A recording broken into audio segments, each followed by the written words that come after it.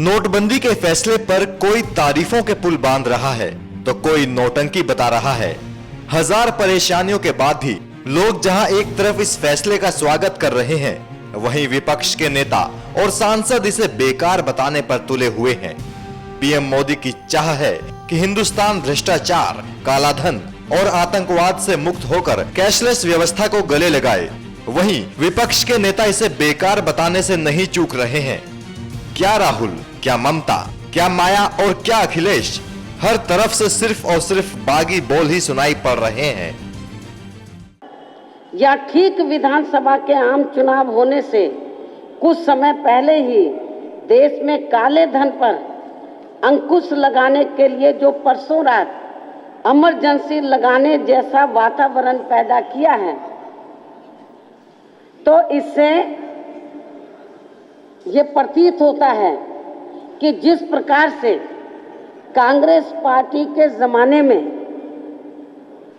एक बार पूरे देश भर में राजनीतिक इमरजेंसी लगाई गई थी, तो ठीक उसी प्रकार से अब बीजेपी व श्री नरेंद्र मोदी के शासनकाल में भी अब यहाँ पूरे देश में अघोषित आर्थिक इमरजेंसी लगा दी गई है।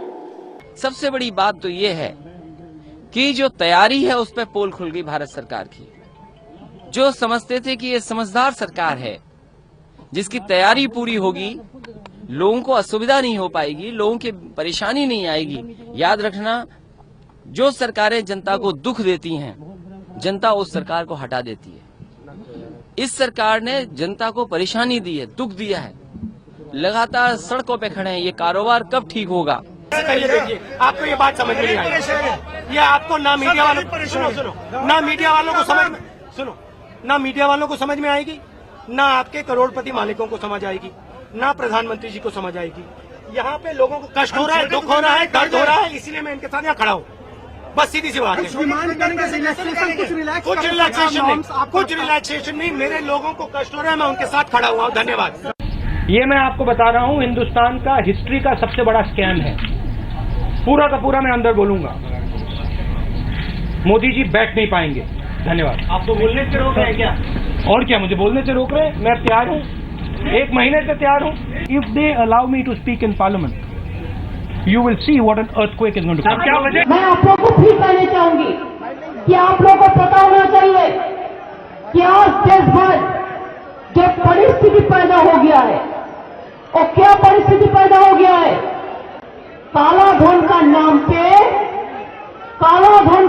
पे आज मोदी कहते हैं, क्या कहते हैं? आज मोदी कहते हैं सब लोग काला धन ले लिया है।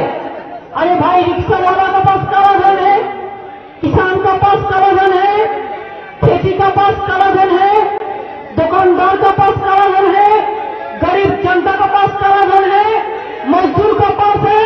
मोदी जी आपका पास है, आपका पार्टी का पास है। इसको लेकिन मोदी जी, अगर आप काला धन और भ्रष्टाचार खत्म करने के नाम पे देशभक्ति की आड़ में घोटाले करोगे, तो उस घोटाले के खिलाफ लड़ने के लिए भी जान की बाजी लगा देंगे इस देश के लोगों के लिए। कहते हैं भ्रष्टाचार दूर करेंगे, 500 हजार के नोट बंद करके 2-2 हजार के नोट लाके भ्रष्टाचार दूर करेंगे। मेरी तो समझ के परे है भाई साहब। कई लोगों से बात कर ली मैंने पूछा, ये बताओ 500 का नोट खत्म करके 2000 का नोट लाने से भ्रष्टाचार कैसे खत्म होएगा? भाई, पहले किसी को 1 लाख रुपए रिश्वत देनी होती थी, वो जेब में 100 नोट लेके जाता था 1-1 हजार के। अब उसको 50 ही नोट लेके जाने पड़ेंगे, 1-1, 2-2 हजार के। तो भ्रष्टाचार कैसे खत्म होएगा भाई साहब?